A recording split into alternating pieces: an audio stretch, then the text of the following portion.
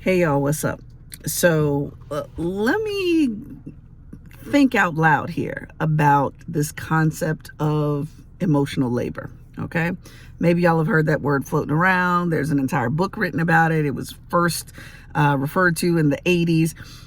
I remember my supervisor, who I adored at the University of Maryland.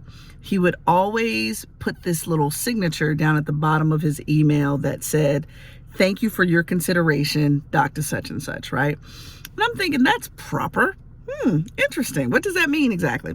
And when I started to think about it and learn more about emotional labor, he was acknowledging the time, thought, and energy someone would have to put into reading that email, deciding how to respond, and then moving forward. It's not something that doesn't take a toll on you, small or large, whatever that toll is.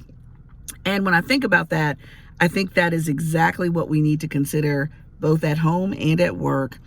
This is the reason why people, overwhelmingly women, get so frustrated about toilet paper. Something that seems as small as toilet paper. It's not just toilet paper. It is, you knew that toilet paper roll was empty. You knew somebody was probably going to come behind you and use the restroom at some point. You knew that they would possibly sit down and use the toilet, and you decided that you would not replace the toilet paper. And so now you have inconvenienced someone else to have to think about what they're going to do. Okay, with toilet paper. Same thing happens every day, small, large considerations. And when it comes to what we know, when it comes to the gender inequities, whether it's in the workplace or in the household, it's this double-sided coin of overwhelmingly women, people of color, LGBT folks are considering all the time, often, very often, whereas other people outside of those groups are not considering. It adds insult to injury when not only are they not considering, they belittle or tell the people considering that you're over considering. It's like you're overreacting. It's like you're thinking too loud, right? That's where that emotional labor piece comes in. So I ask you, please think about emotional labor. Even if you don't care about something, think about the person who does care and how can you lift this off their shoulders.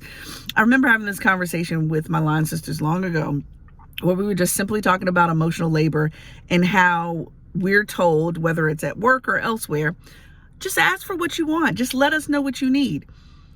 Even the asking, even the thinking through still doesn't absolve you from the need to share the load.